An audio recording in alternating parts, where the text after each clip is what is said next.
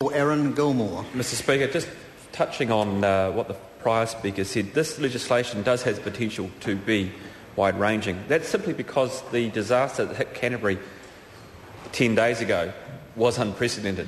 It's the largest natural disaster to hit New Zealand, not only in my lifetime, but in any of our lifetimes in this House, and indeed probably in the history of our nation.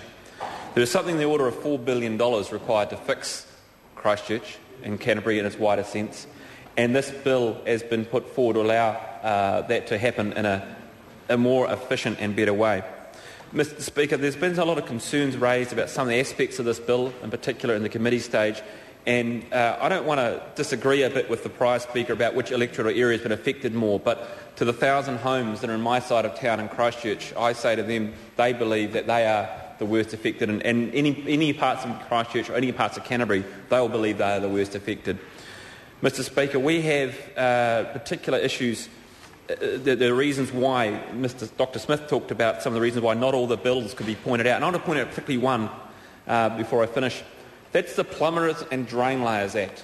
In parts of Dallington, as we speak right now, there are 10 streets that are without water or sewer in many ways. Those pipes that exist there are old asbestos pipes that are built there in the 1930s. Now that is a particular problem. Asbestos, as you may know, Mr Speaker, is actually a particular problem to deal with. Those pipes need to be replaced in a very careful and more difficult way than normal PVC pipes or copper piping. Now those particular issues that may arise that might need special order in council to deal with particular cases in terms of the rebuild over the next months and years to come.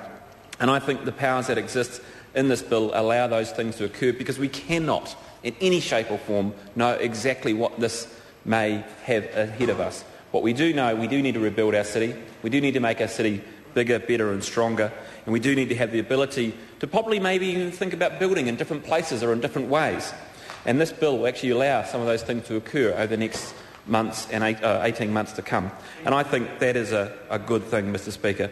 Mr Speaker, I just want to finally touch on the issue of the commissioners. Look, I think it's always very easy today to outline a list that might actually come in place in terms of who or should or shouldn't be a commissioner. I think it's very difficult to do that today in the short period of time that we've had in 10 days since the quake hit and the 400 aftershocks hit. I think we need to actually think very carefully about that over the next few days and weeks about what other skills we may or may not need to rebuild our city. And I think it's very difficult to come up with a list exclusively in the period of time we have. And I believe that the approach we're taking is the right and correct one to make my home the way that I think we all want it to be. Thank you.